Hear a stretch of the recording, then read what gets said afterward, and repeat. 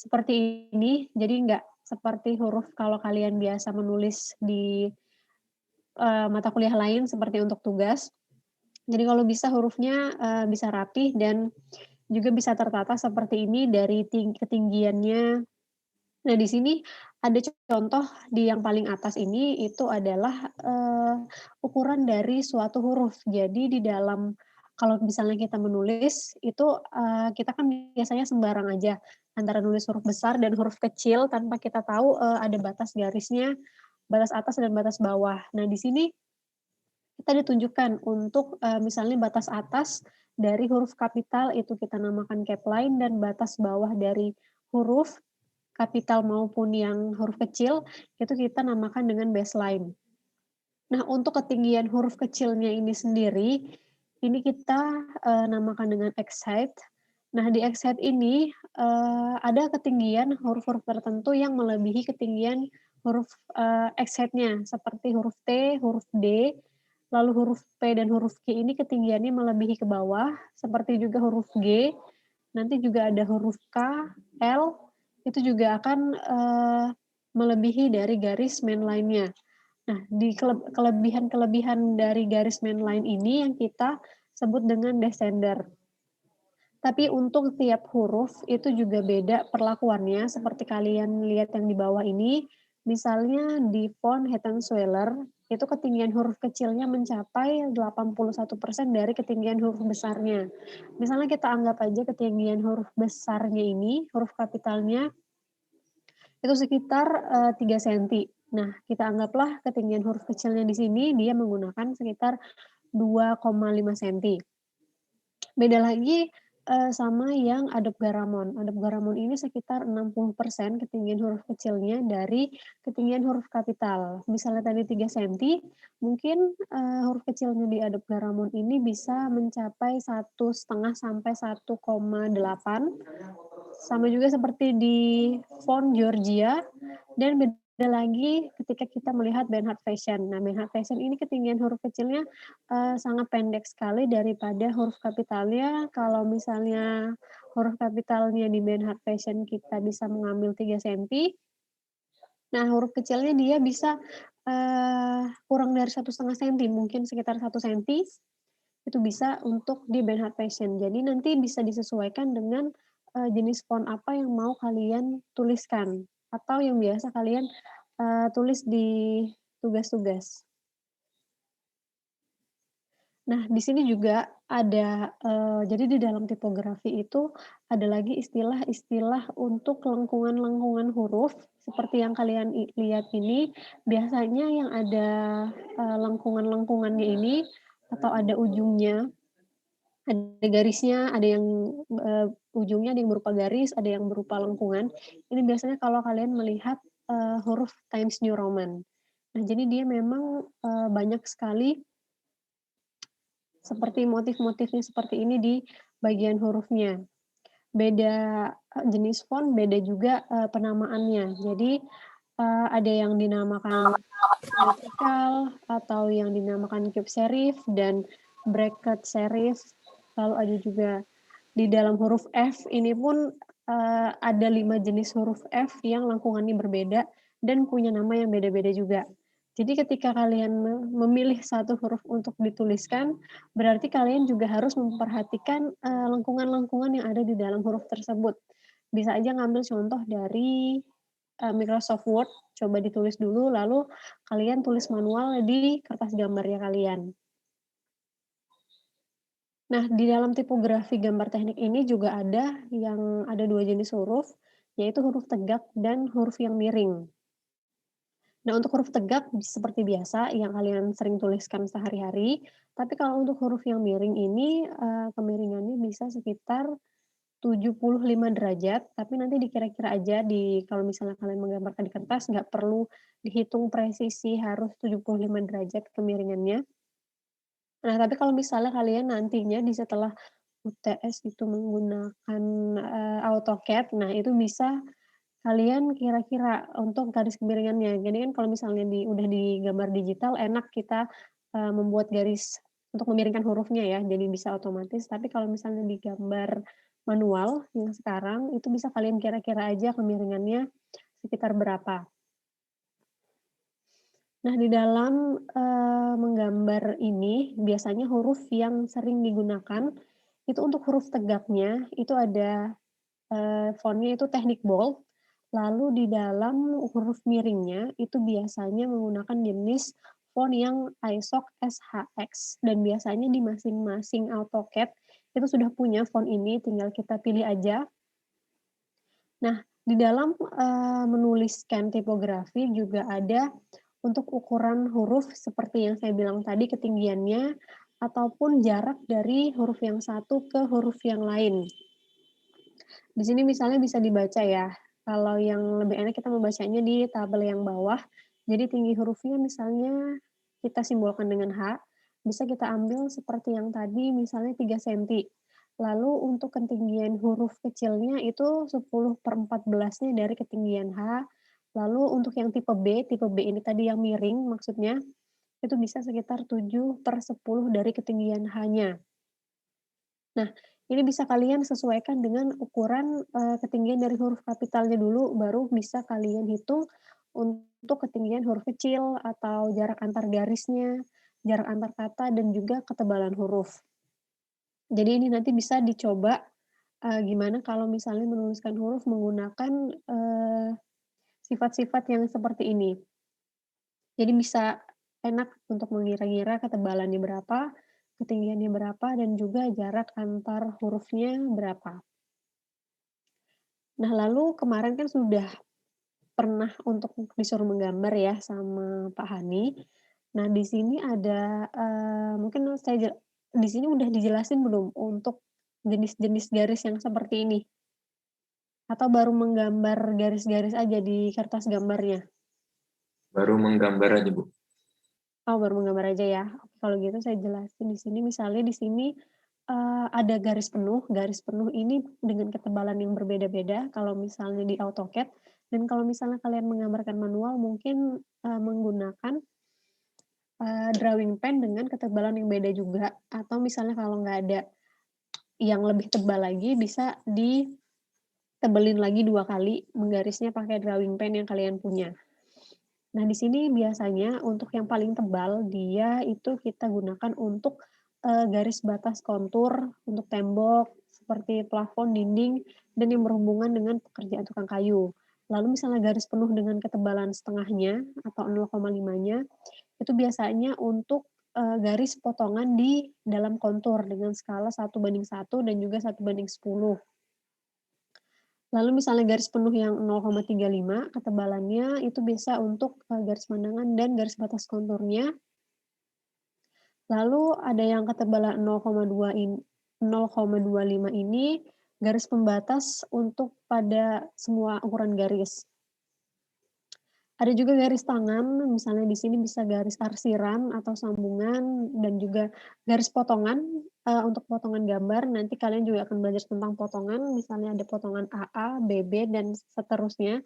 Itu bisa menggunakan, garis, titik, garis, seperti di contoh ini, dia biasanya ketebalannya sekitar 0,5. Lalu ada garis juga, misalnya di sini ada untuk garis tengah sumbu simetri, titik putar, atau ukuran pasak. Dia di sini biasanya menggunakan garis putus-putus di ukuran 0,35. Dan ada lagi, sama ini garis putus-putus tapi yang lebih pendek daripada garis potongan, itu garis putus 0,5 yang garis titik garis, itu biasanya untuk, penggambaran sambungan-sambungan atau misalnya garis sisi-sisi kontur. Dan juga ada garis titik-titik di yang paling bawah, ini biasanya untuk gambar bidang potongan.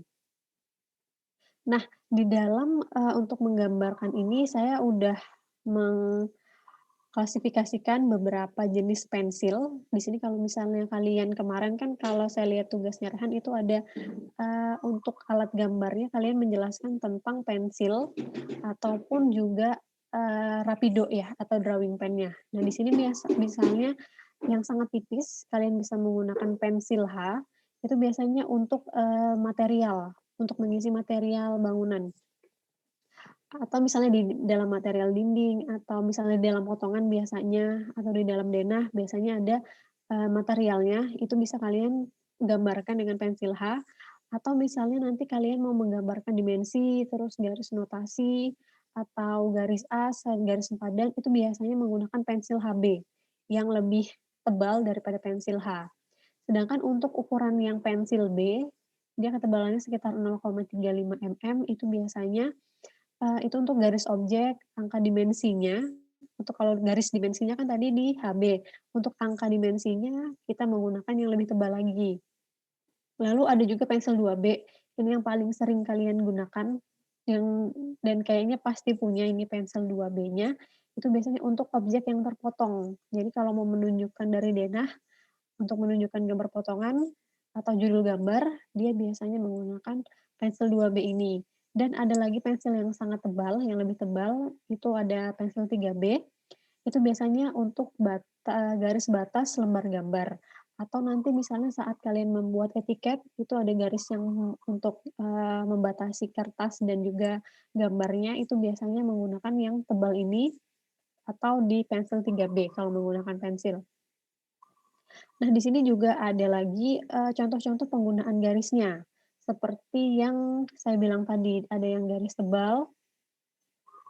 Nah, di sini juga ditunjukkan ya, misalnya di sini ada garis B1 sampai di B7, di sini ada contoh penggunaan garisnya. Kalau kalian lihat gambarnya, ini adalah, gambar potongan. Di sini ada garis B5 yang hatching ini adalah hatch material yang, kita gunakan dengan pensil yang tipis tadi. Di pensil ini, yang H, antara 0,15 sampai 0,18 untuk indikasi material atau hatch. Nah, ini bisa kalian lihat contohnya di B5. Ini adalah contoh, dari gambar potongan dan melihatkan sisi material dari objek tersebut. Nah, di sini kalau kalian lihat ada garis K2 nanti ada di bagian bawah, ini biasanya untuk bagian yang terpotong juga. Dan bisa kalian lihat lagi penggunaan, jenis-jenis garisnya ini di dalam gambar potongan. Nah, ini ada lagi misalnya garis yang, freehand seperti ini dia digunakan di mana, tapi di sini tidak ada yang menggunakan contoh di C1, tapi kalau di D1 ada, dia di sini continuous with zigzag, itu biasanya dia di sini nanti akan dijadikan, gambar detail. Jadi di bagian ini akan didetailkan lagi, biasanya dia menggunakan garis zigzag ini.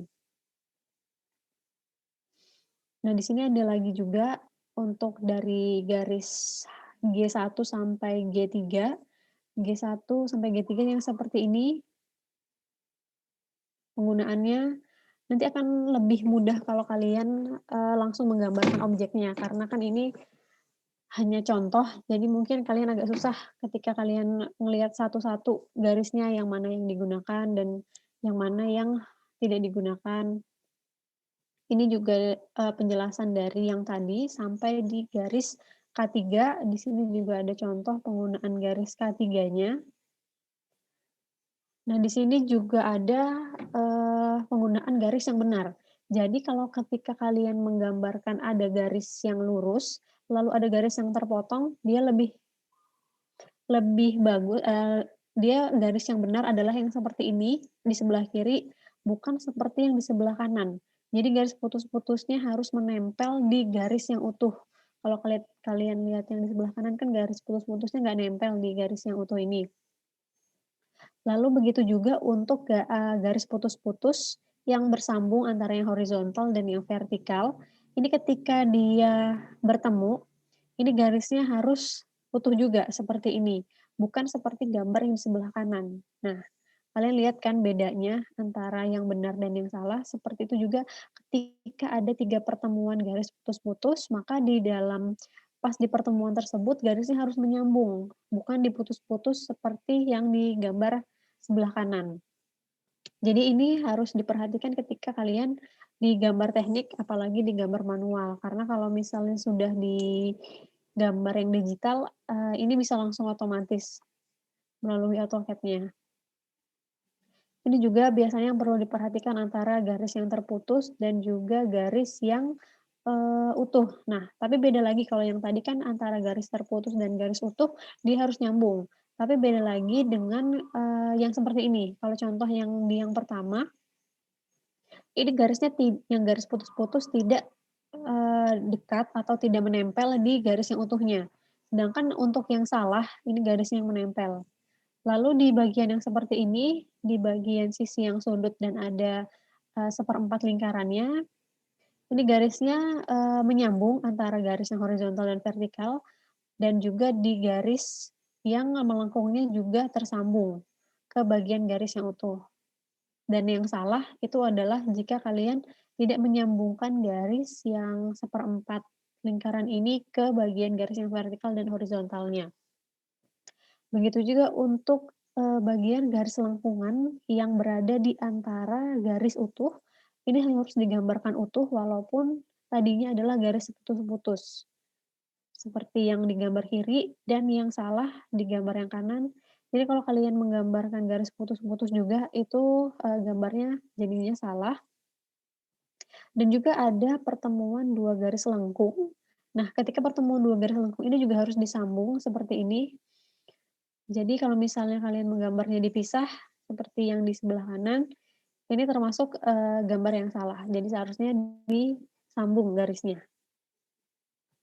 Ini juga ada untuk, di contoh-contoh yang di lingkaran, di 1/4 lingkaran, terus di bidang yang persegi panjang, ini ada, nanti bisa kalian, lihat lagi. Nah, lalu setelah di bagian garis, kita ke skala. Di skala dalam gambar teknik itu ada ukuran yang diperbesar dan ada ukuran yang diperkecil. Jadi misalnya ketika kita menggambar ukuran sebenarnya, kita menggambarkan dinding misalnya seukuran 3 meter, kalau biasanya di gambar teknik kan kita menggunakan satuannya di sentimeter, atau kalian mau menggunakan di milimeter juga boleh. Misalnya di ukuran yang sebenarnya kita memakai 300 sentimeter, mau kalian perkecil. Misalnya kertas gambar kalian nggak cukup misalnya kalian menggambarkan di A4, kalau 300 sentimeter kan pasti nggak cukup kan. Jadi kita pakai skala yang pengecilan. Misalnya nanti di skala 1:100, berarti dari 300 senti, kita bagi dengan 100 menjadi 3 senti di kertas gambarnya kita. Atau misalnya ada, objek yang lebih kecil, misalnya kalian menggambarkan gambar detail, itu misalnya dari pendetailan gambar dari stop kontak gitu ya misalnya, itu biasanya ukurannya misalnya kita anggaplah 5 senti kali 5 senti. Nah, kalau kalian punya kertas gambar di A4 mungkin, masih terlihat cukup besar, tapi ketika kalian punya kertas gambar di A3, itu pasti gambarnya akan lebih kecil dan itu bisa kalian besarkan dari 5 senti itu kalian besarkan misalnya menjadi, 2 kalinya atau menjadi 5 kalinya. Kalau misalnya menjadi 2 kalinya berarti yang pakai ukuran yang skala 2:1 ini, berarti kalian kalikan 2 kali, 5 senti dikali 2 jadi 10 senti, maka itu kalian menggunakan skala perbesaran 2:1. Dan di dalam, ukuran skala di gambar teknik ini, dia biasanya menggunakan angka 1, angka 2, dan angka 5.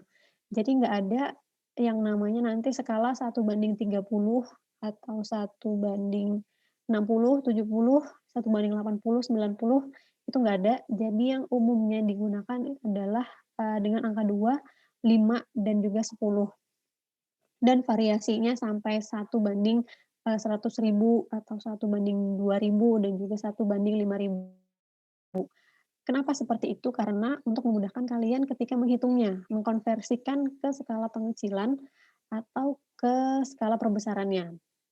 Nah, biasanya untuk, gambar-gambar set plan, di sini ada juga biasanya yang gambar set plan dia, menggunakan skala 1:1000 sampai juga skala 1:200. Jika di gambar tampak dan gambar potongan, dia bisa menggunakan skala di 1:200 sampai di skala 1:50 dan juga untuk gambar detail bisa di 1:20 dan 1:10. Ini masih tergantung lagi kertas gambar yang kalian gunakan. Kalau misalnya, kertas gambar kalian itu pakai A4, mungkin skalinya nggak sampai sebesar ini. Tapi ketika kalian dari side plan, misalnya side plan yang besar, ke kertas A4 pasti skalanya bisa lebih dari 1:1000 atau mungkin nanti jadi 1:100.000.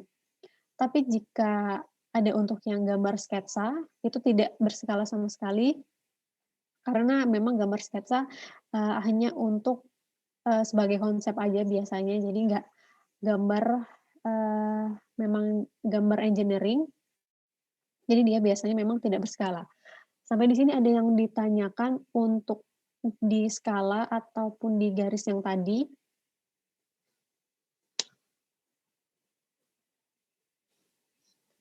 Sudah paham berarti ya untuk di bagian skala ini, kalau misalnya kalian nanti disuruh menggambarkan?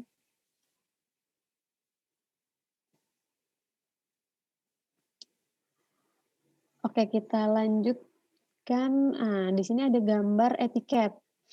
Nah, kalau misalnya kalian kemarin saya lihat punyanya Rehan kan masih nggak pakai etiket sama sekali. Jadi masih menggunakan, ini, apa namanya, cuma kertas garis tepi aja.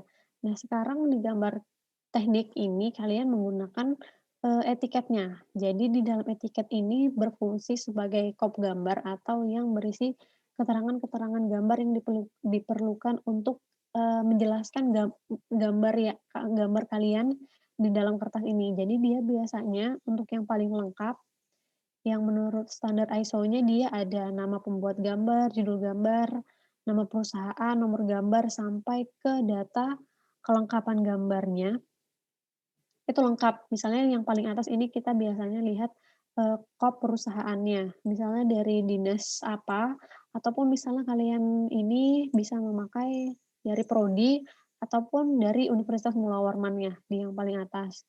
Lalu biasanya dia diletakkan, cukup besar dan di bawahnya itu ada judulnya, judul gambarnya kalian itu apa, lalu nanti ada nama pembuat gambar, tanggal kalian bikin gambarnya itu kapan, dan juga nanti biasanya kalau misalnya untuk gambar-gambar komersil, itu nanti biasanya ada tanda tangan si pembuat gambar dan yang menyetujui gambar tersebut. Ini untuk etiket gambar. Nah, di dalam etiket ini juga macam-macam, eee, ada berbagai jenis ya kalau kalian lihat di contohnya itu ada yang judulnya di bagian tengah, ada judulnya di bagian kiri, di bagian bawah. Itu nanti bisa kreasikan masing-masing maunya seperti apa, tapi biasanya sudah saya kasih, ketentuannya nanti di etiketnya. Nah, lalu ini ada, tata cara membuat etiket beserta ukuran yang digunakan. Nah, misalnya kita menggunakan kertas yang potret dari awal, itu harus konsisten sampai di akhir semester, itu kalian harus menggunakan kertas yang potret. Nah, kalau di kertas potret kalian menggunakan etiketnya di bagian bawah. Sedangkan untuk kertas yang landscape, itu menggunakan etiket di bagian sisi kanan. Nah, di sini juga ada, misalnya di kertas gambar kalian di ukuran A4, ini adalah yang kertas yang warna merah ini. Jadi antara batas kertas paling luar untuk ke garis yang biru, itu sudah ada ketentuan ukurannya. Jadi misalnya kalian menggunakan A4, ini ada di nomor 5, berarti di sisi kiri kertasnya itu harus kalian, ukur sebesar 20 mm atau 2 senti kalian batasin. Lalu untuk sisi atas dan sisi bawahnya itu sekitar 0,5 senti dan sisi kanannya juga sekitar 0,5 senti. Tetapi jika kalian untuk menggambarkan di dalam etiketnya itu bisa, sekitar 5 sampai 6 senti untuk batas sisi dalam etiketnya. Nah, di sini bisa kita coba dulu untuk menggambarkan dari yang, eee, font-nya ya, dari yang tipografinya. Kita akan mencoba menggunakan, tipografi yang ini, nanti kita coba pakai yang ukuran huruf kecilnya setengah dari ukuran huruf besarnya dulu, agar lebih mudah kalian menghitungnya. Kalau misalnya pakai yang 81% kan nanti agak susah. Coba bisa kita, siapkan dulu kertas gambarnya ya, dan saya akan sharing 2 screen, yang satunya dari HP agar kalian bisa melihat contoh gambarnya. Oke, bisa disiapkan dulu kertasnya.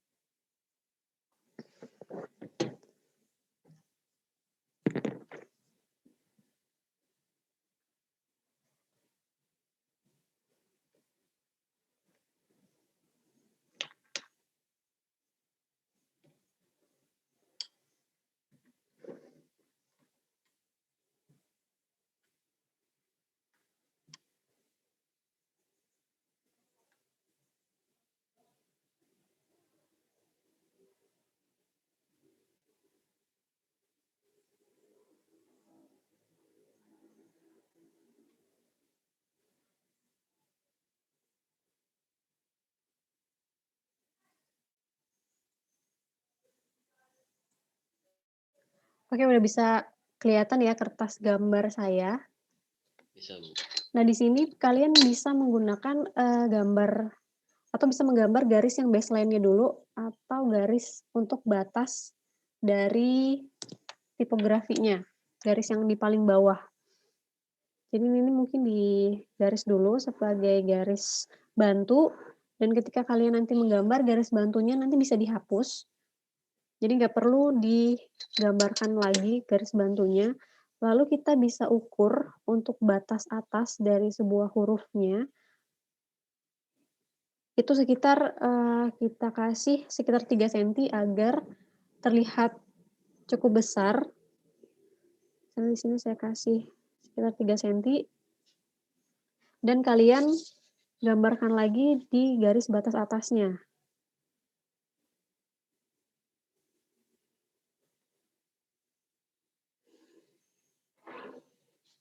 Seperti ini kita sudah dapat garis batas atas dan juga batas bawah.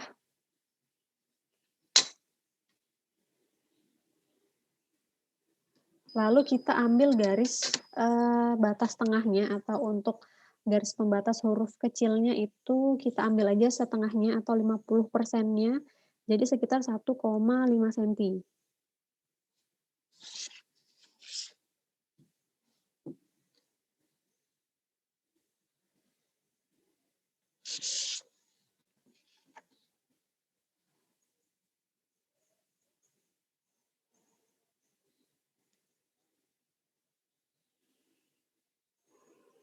Nah, seperti ini.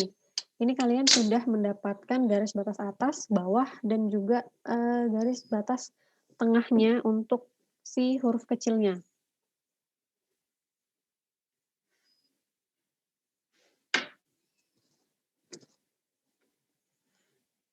Di sini kalian bisa menggunakan menuliskan nama kalian masing-masing. Tapi di sini saya akan mencoba menuliskan huruf teknik elektro. Jadi kalau yang mau nyoba nama atau mengikuti teknik elektro juga boleh. Jadi di sini misalnya kita menggambarkan, di sini saya pakai pulpen biar terlihat lebih jelas gambarnya. Dan di sini kita pakai huruf T dulu. Nah, jadi huruf T-nya kita usahakan setinggi garis batas atasnya sampai di garis batas bawah.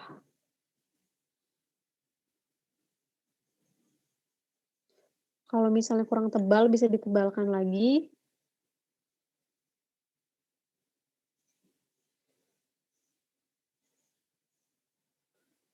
Nah, seperti ini baru di huruf T-nya. Lalu untuk huruf E-nya kita pakai garis batas bawah dan garis batas tengahnya.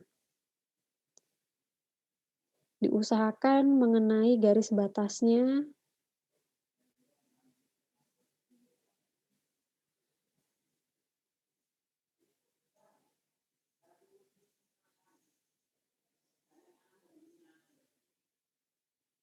Nah, seperti ini dari TE, lalu kita beralih ke huruf K.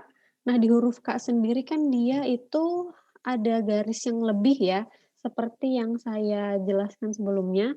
Jadi, lebihan garis K itu berada di atas garis batas tengahnya. Jadi seperti ini untuk huruf K-nya.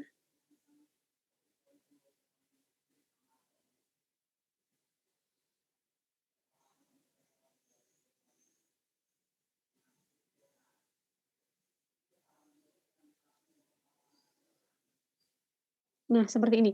Jadi di bagian huruf K ini dia ada bagian yang melebihi dari garis batas tengahnya, seperti yang saya lingkarin.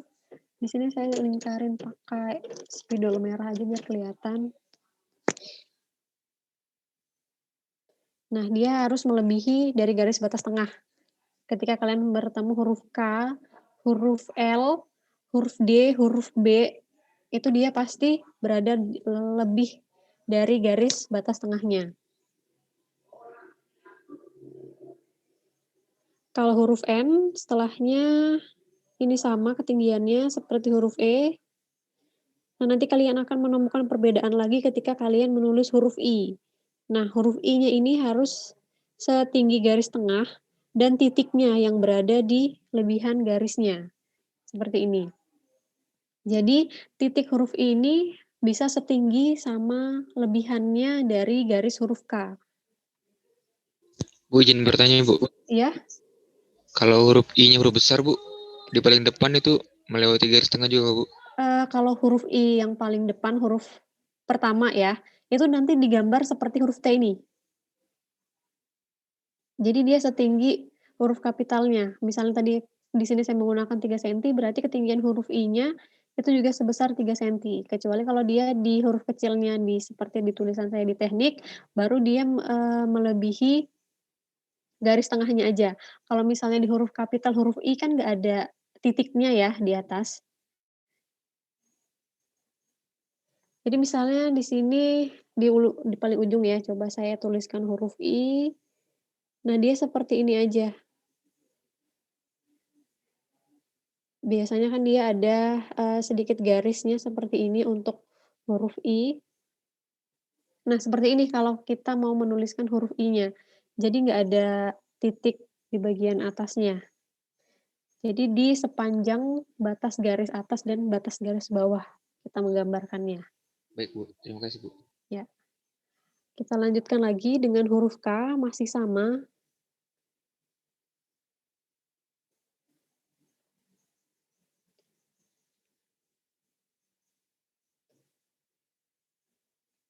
Nah, seperti ini kalau di tulisan tekniknya.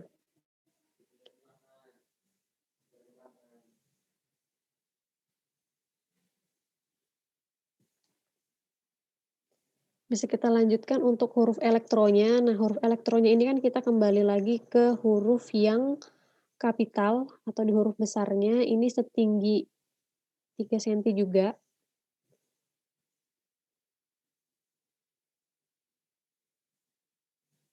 Nah, lalu untuk garis tengah huruf E-nya, itu kita gambarkan di garis batas tengah huruf kecilnya, seperti ini.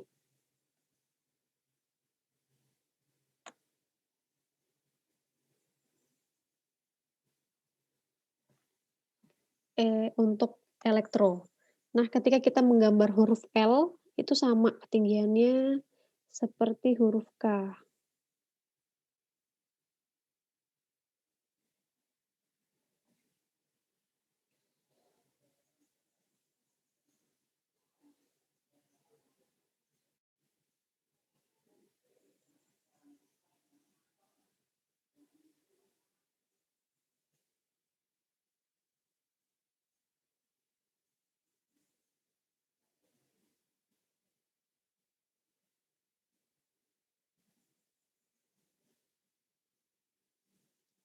Di sini bisa kelihatan udah huruf L dan huruf K-nya dia ada di atas batas garis tengahnya atau di atas batas garis yang huruf kecilnya. Kalau kalian lihat yang di sini yang saya lingkarin merah, itu dia melebihi. Nah, nanti di sini huruf T itu juga seperti ini. Di huruf T jadinya kita lebihkan.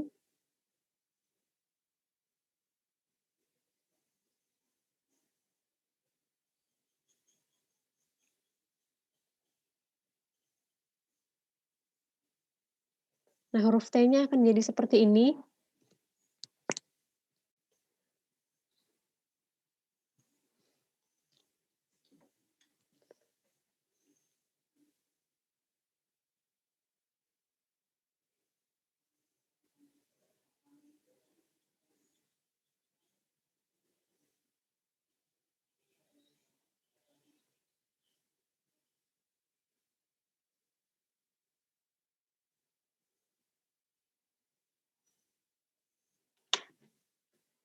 Nah, seperti ini untuk huruf atau tulisan tipografi dari kata teknik elektro.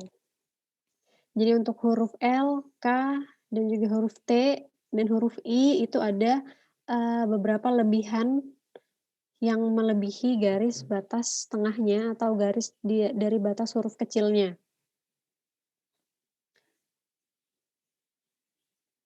Mungkin bisa menggunakan namanya kalian kalau mau mencoba. Biasanya yang agak bingung nanti kalau ada huruf P kecil atau huruf G.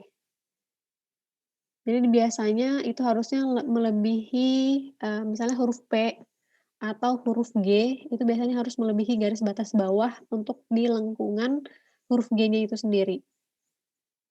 Misalnya di sini saya coba menuliskan namanya Agus ya. Itu kan dia huruf G-nya ada di tengah. Ini saya coba gambarkan lagi.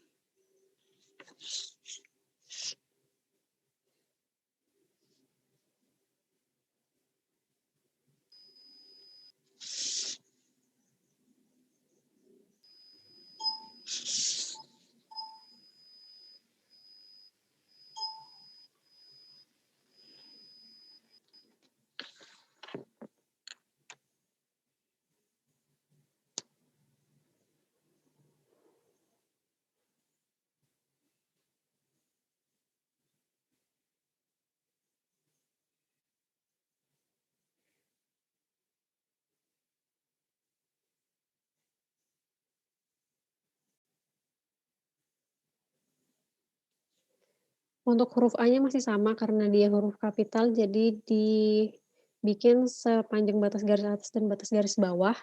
Sedangkan untuk huruf G-nya, dia lingkaran atau perut dari huruf G-nya dia seperti ini.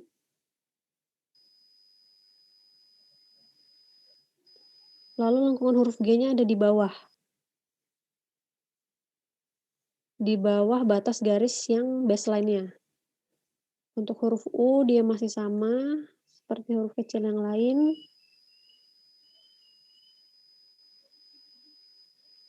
Dan huruf S-nya juga masih sama.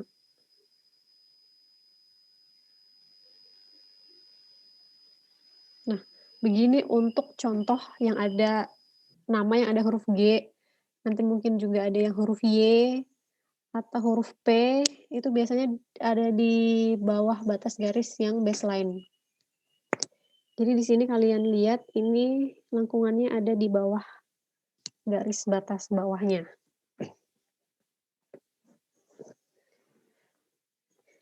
Ini dari contoh namanya Agus dan teknik elektro. Mungkin di sini ada yang namanya Roy atau Anggara, Danang, Bobby. Nah, itu tulisan huruf G, huruf Y-nya ada di batas garis bawahnya. Ada yang sudah mencoba Bu, untuk menuliskan hurufnya? kalau huruf A kecil, Bu, pakai yang mana, Bu? Kalau huruf A kecil, nah itu Bisa pakai yang ini. Itu terserah kalian aja biasanya menggunakan huruf A-nya yang seperti apa. Bisa pakai yang ini, atau mau pakai yang ini, itu juga boleh.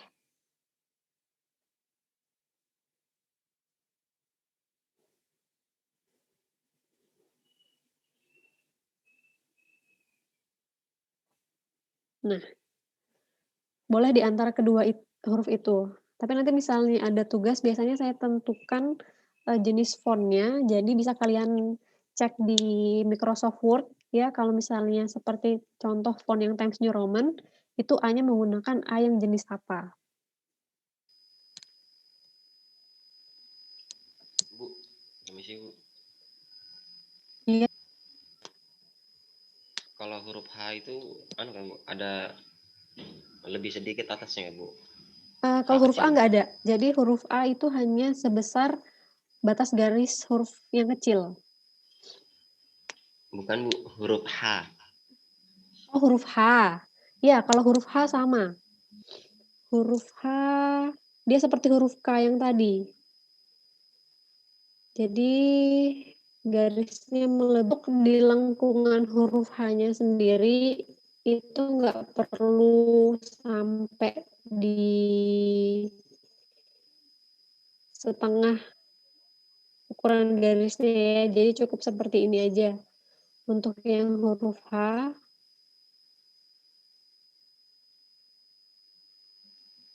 nah Ibu seperti ini. kalau untuk awalannya Begitu juga untuk, tapi beda lagi kalau misalnya kita menuliskan huruf B. Awalannya huruf apa tadi? kalau awalannya huruf B. Awalan huruf B. Huruf B sama, kalau huruf B dia tetap ditulis sepanjang garis kapitalnya.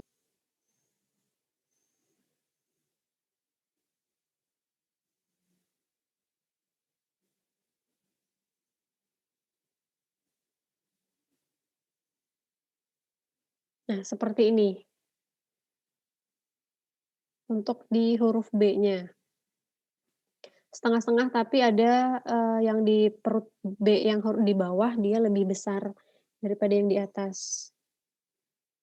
Begitu juga nanti untuk huruf B kecil ataupun D yang kecil. Misalnya huruf B kecil kan dia biasanya garisnya ada lebihannya juga. Dan perut huruf B-nya bisa ditulis sebesar garis H-nya. Jadi di bagian perut B ini nggak setinggi atau tidak setinggi dari setengah huruf. Nah, jadi kalau kalian perhatikan ini di huruf B dan huruf H, ini lengkungannya itu sama ketinggiannya. Nah, seperti ini. Begitu juga untuk huruf D.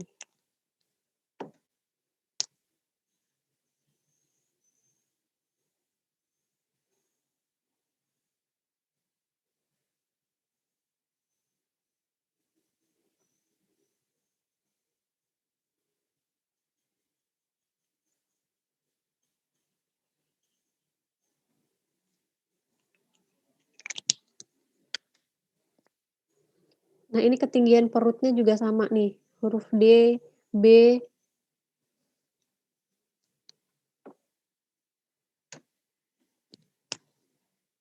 atau misalnya ada lagi huruf P, berarti dia garisnya ada di bawah.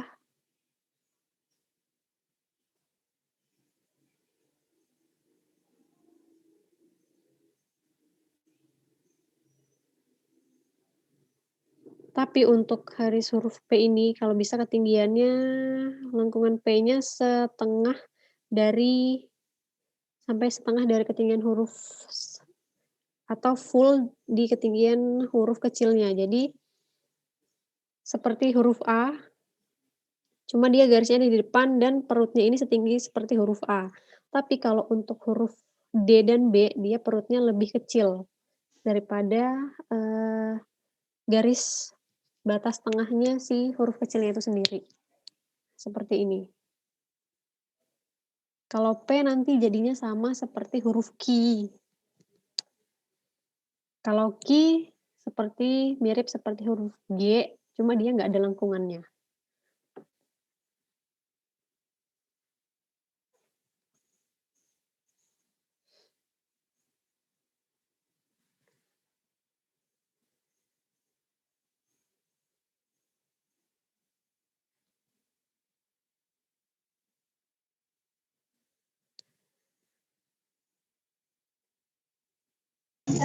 Permisi Bu, Iya, bisa dicontohkan untuk huruf M? M. Ya, Kalau M sama kayak huruf yang N ini, cuma nanti ada nambah lagi satu lengkungan di sebelahnya. oke siap Bu, makasih Bu. Ya.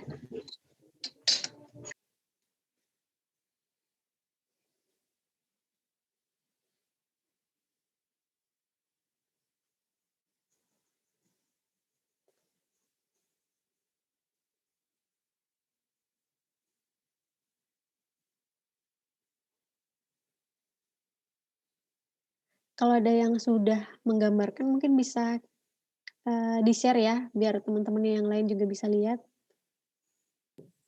Saya sudah, Bu. Oke, boleh Raihan, ini saya tutup dulu.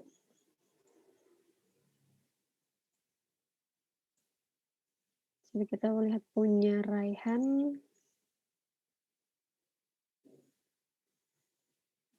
Kebalik. Nah, seperti ini ya. Ini dari huruf kapitalnya yang huruf besarnya di huruf R, huruf A, huruf I-nya dia juga sudah menggunakan titiknya di atas batas garis huruf kecil, dan huruf H-nya juga nanti mungkin di lengkungan huruf H-nya bisa sampai ke setengah atau di ukuran huruf kecilnya ini ya. Punyanya Raihan, huruf A dan huruf N-nya juga udah benar. Nah, jadi seperti ini. Ini namanya Raihan mungkin agak nggak terlalu susah karena hurufnya masih ada huruf A, huruf I. Nanti mungkin teman-teman yang bingung nanti misalnya ada namanya ada huruf Y, huruf P, huruf G, huruf Q gitu. Jadi biasanya terdapat kesalahan-kesalahan kecil kalau misalnya ada huruf-huruf yang seperti itu di namanya. Oke, terima kasih Raihan. Itu tadi untuk contoh namanya Raihan. Coba saya contoh nama-nama yang ada huruf G-nya. Misalnya Audrey, Bayu, terus Danang, Roy atau Anggara, Bobby,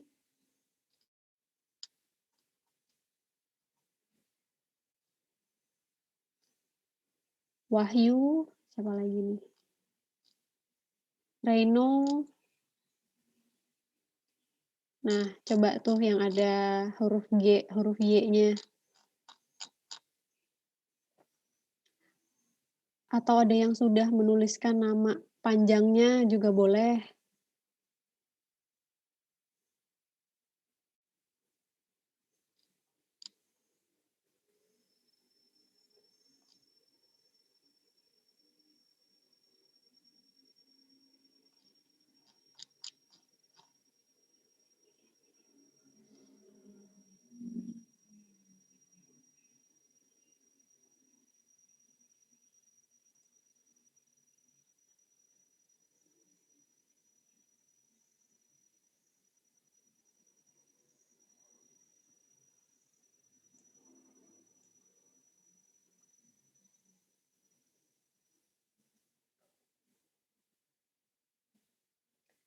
Andi Rahman udah menuliskan namanya. Sudah Bu, cuma 2 aja Bu tapi Bu. Coba ditunjukkan.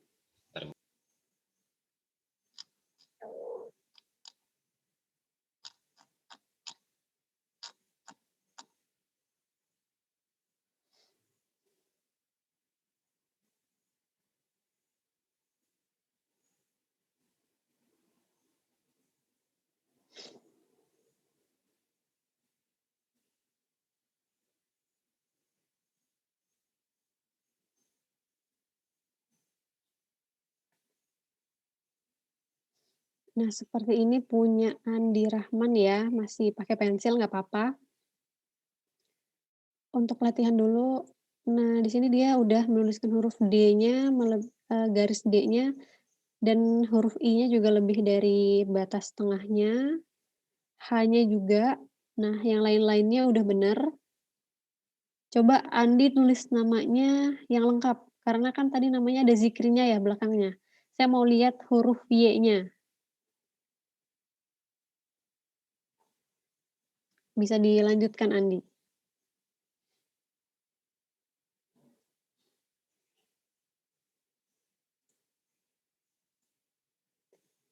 Ada lagi yang lain?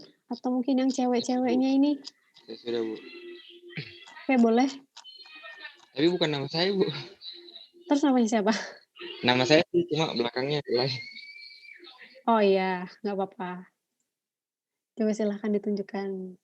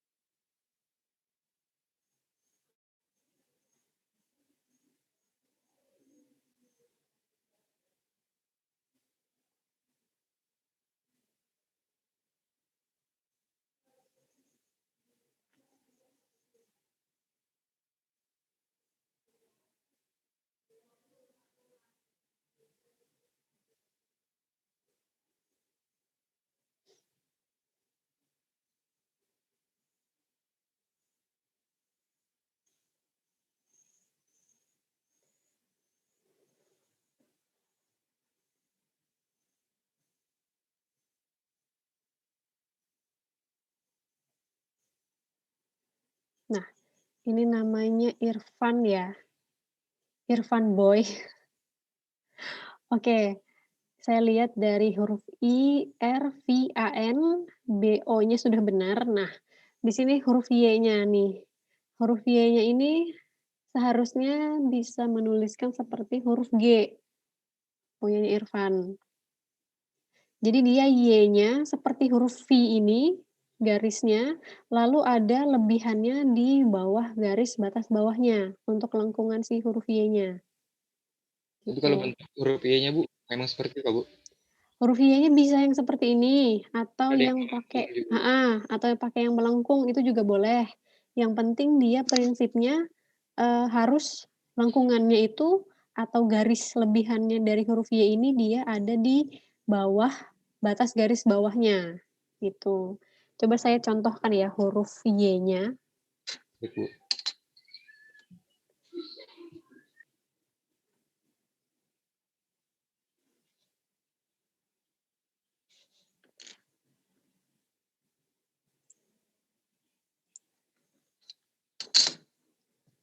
Misalnya seperti ini saya pakai yang, seperti punya Irfan tadi.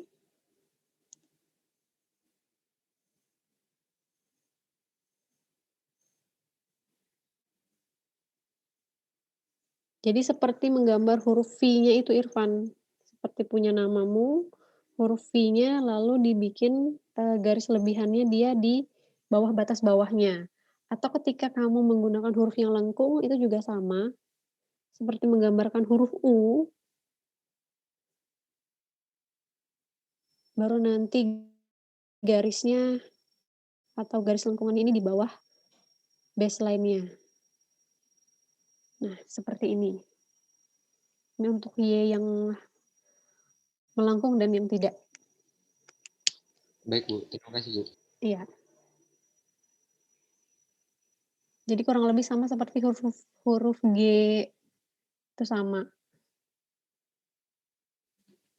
Permisi Bu, mau nanya. Kalau huruf J kecil bagaimana? Huruf G ini sama J, kayak punyanya J. J kecil. J itu seperti ini jadinya, sebentar. Atau saya tulis di depannya sini aja ya. J-nya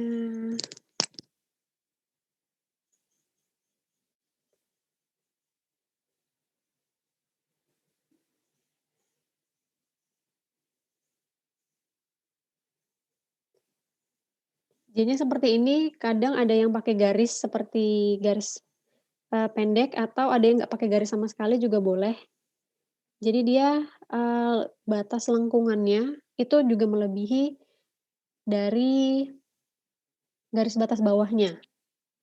Ini untuk huruf J.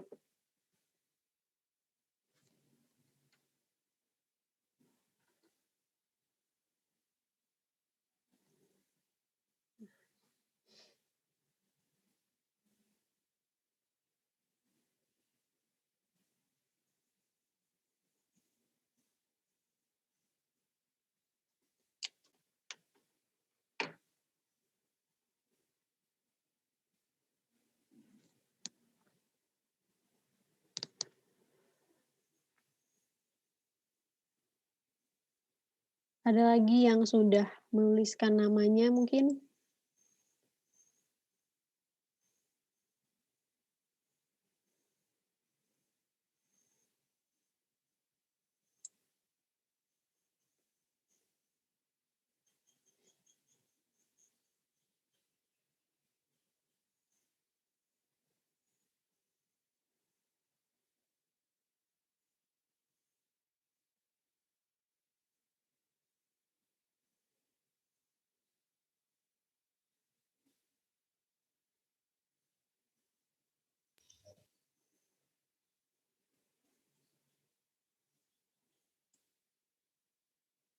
Siapa lagi yang udah selesai?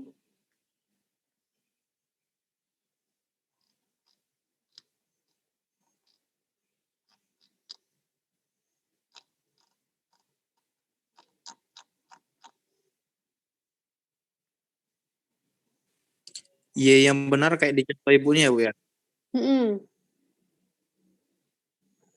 Jadi atau mau pakai yang lengkung seperti ini, yang nggak lengkung juga saya contohkan ini ada 2.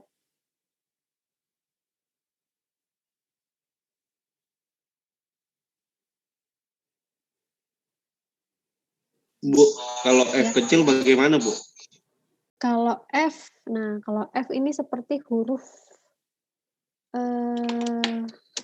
H juga.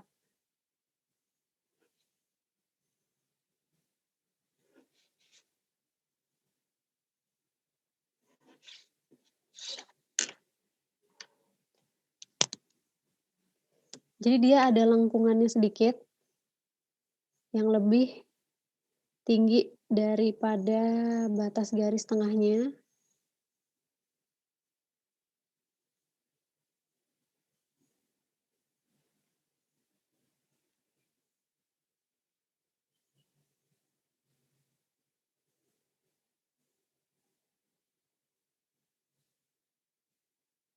Nah, dia seperti ini. Jadi dia itu lengkungannya, tingginya itu seperti huruf H, huruf D, huruf B. Nah, ini sama nih tingginya.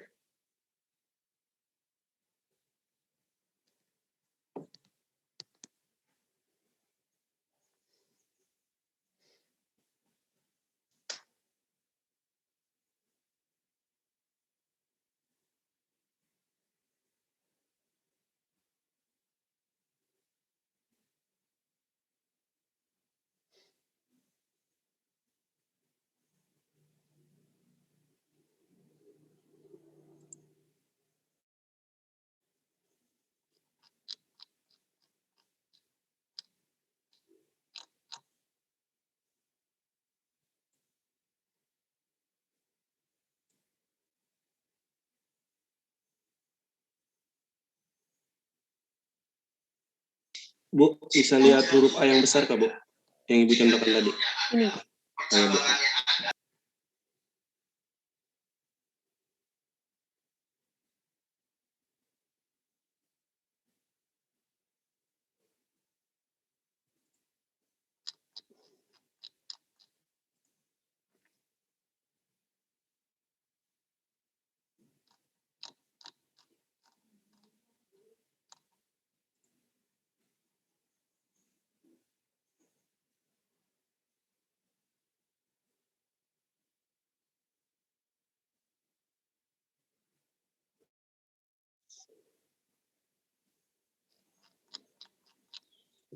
Bu, Ya, saya ingin tanya kalau untuk huruf Y besar itu cabangnya itu pas di garis tengahnya kan?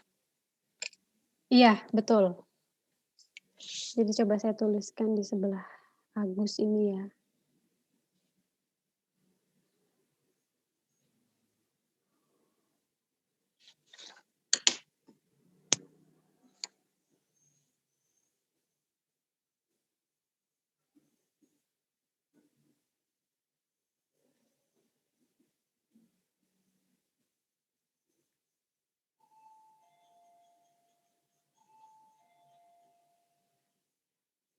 Nah, jadi seperti ini, cabang Y-nya setinggi garis tengahnya.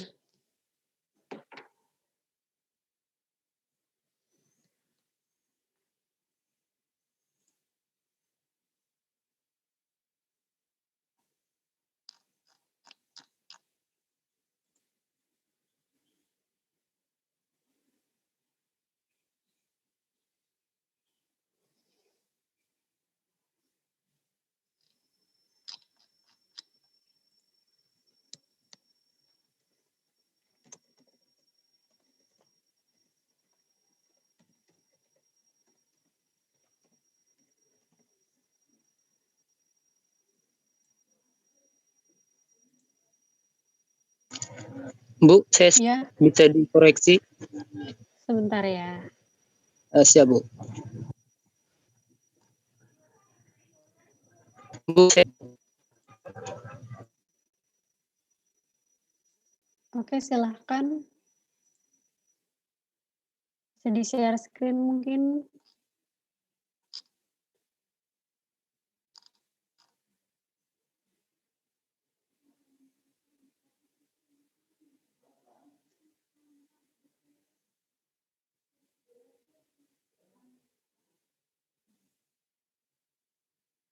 Oke, ini punyanya Rismadin ya.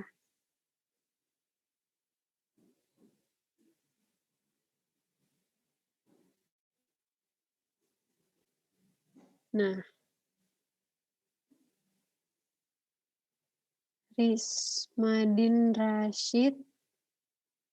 Nah, ini punyanya Rismadin udah benar. I-nya titiknya ada di atas garis batas tengahnya. D-nya juga udah benar, jadi garis D-nya dia melebihi Rismadin.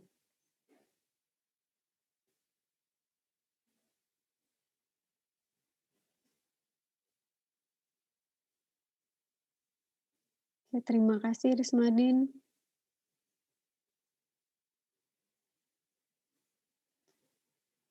sama-sama, Bu.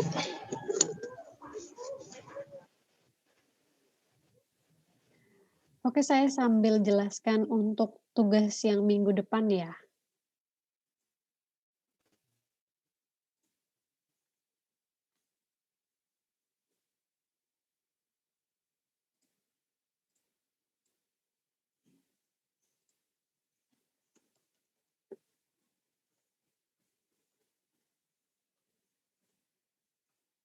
Nah, jadi untuk tugas yang minggu depan, itu nanti bisa dikumpulkan di Google Classroom, nanti saya infokan ke Raihan Google Classroom-nya, bisa digambar dan di-scan aja atau difoto, yang penting jelas. Nanti di-upload ke Google Classroom. Ini kita ada menggambarkan etiket dan juga menggambarkan, pakai tipografi yang kalian buat tadi. Jadi di penggambaran etiket ini, itu bisa kalian sesuaikan, dan kalau misalnya di contoh saya, ini sudah saya kasih ukuran, tapi ini di kertas A4. Kalau ada yang pakai kertas A3, mungkin ukurannya bisa menyesuaikan lagi, dan batas-batas garisnya juga bisa menyesuaikan seperti di tabel yang saya jelaskan tadi. Nah, di dalam etiket ini itu ada nama prodi yang di paling atas, di sini saya tulis elektro, atau boleh ditambah T.elektro juga boleh. Ini ada nama, NIM, tanggal ini tanggal pengumpulan tugasnya, jadi tanggal pengumpulan tugas minggu depan hari Rabu. Hari Rabu saya tunggu paling lambat di jam 8 pagi, sebelum kita mulai kuliah. Lalu judulnya, Judulnya di sini bisa dituliskan tipografi dan juga di skala, karena kita tidak pakai skala, ini bisa di strip aja. Atau kalau nanti ada yang mau asistensi, boleh di WA saya. Asistensi ini nanti kalau misalnya ada yang asistensi, diisi tanggal asistensinya, tanggal berapa. Nanti di bawah ini ada nilai dan keterangannya dikosongkan aja. Nah, lalu yang kalian tuliskan di dalam kertas gambar itu adalah nama, NIM, dan program studi menggunakan jenis font Band-Script ini. Ini font yang nggak terlalu banyak lengkungannya. Kalian bisa coba di Word-nya masing-masing.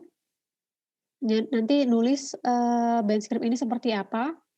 Dan ini nggak boleh dari kopas kalian atau menjiplak kalian dari Word terus kalian jiplak ke dalam kertas gambarnya kalian ya, karena kelihatan antara hasil jiplakan dan hasil menulis tangan sendiri. Itu pakai jenis font Band-Script. Dan untuk NIM yang genap, misalnya di belakang NIM-nya itu adalah angka 2 atau angka-angka genap, itu hurufnya antara nama, NIM, dan program studi itu ditulis tegak lurus. Sedangkan untuk NIM-NIM yang ganjil, misalnya 3, 5, dan seterusnya, itu nama, NIM, program studi, dan sampai ke isinya itu ditulis dengan huruf yang miring. Tapi semuanya sama menggunakan font yang Band-Script. Sampai di sini ada pertanyaan? Saya izin bertanya, Bu. Iya. Bu, bertanya. Yang di bagian kiri sini berapa ya, Bu? Anunya? Ini batas Ya, kirinya gitu. antara garis merah Batas dan kirinya. biru. Nah, itu nanti bisa dilihat lagi di tabel yang udah saya kasih tadi. Ya, baik, Bu. Karena kan ukuran kertasnya kan nanti kalau beda ukuran kertas, dia juga beda batas garis kirinya. Terima kasih, Bu. Nah, itu bisa. Ya. Ada lagi yang lain? Saya, Bu. Ya. Ukuran tulisannya ini, Bu, berapa? Atau Ukuran menyesuaikan tulisannya boleh kalian kreasikan sendiri, mau yang besar-besar sekali atau yang sedang juga boleh, asal jangan ditulis terlalu kecil. Jadi saya bebasin aja untuk ukuran tulisannya. Ada lagi yang lain? Saya, Bu. Ini kertas gambarnya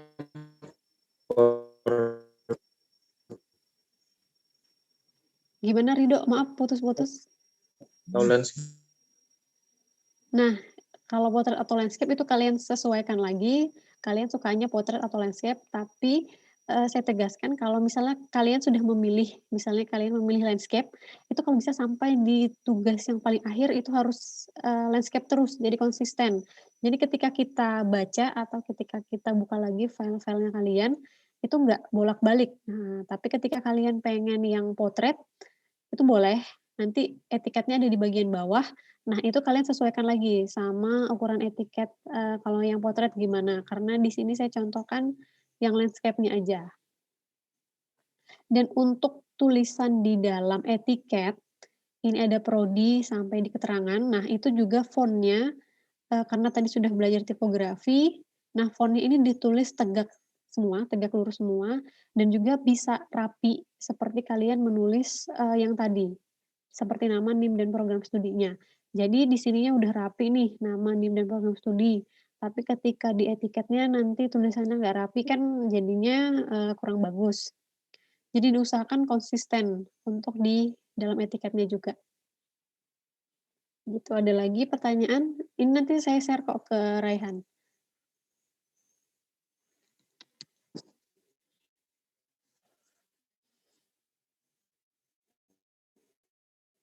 Ada lagi? Permisi, Bu. Itu yang miring seperti apa, Bu, ya contohnya, Bu?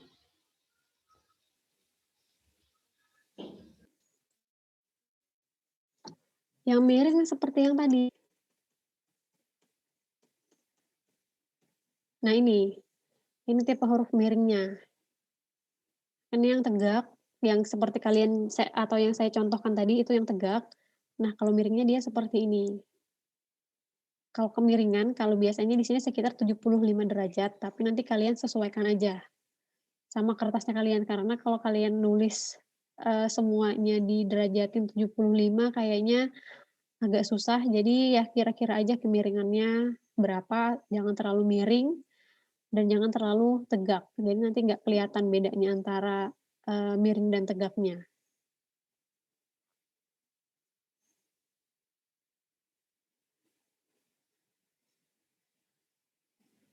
Ada pertanyaan lagi?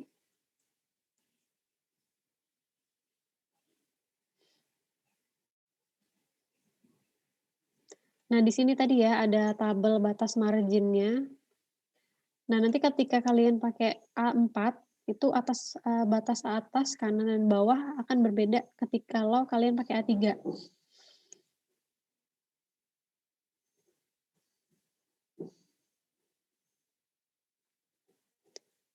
Oke, masih ada yang ditanyakan?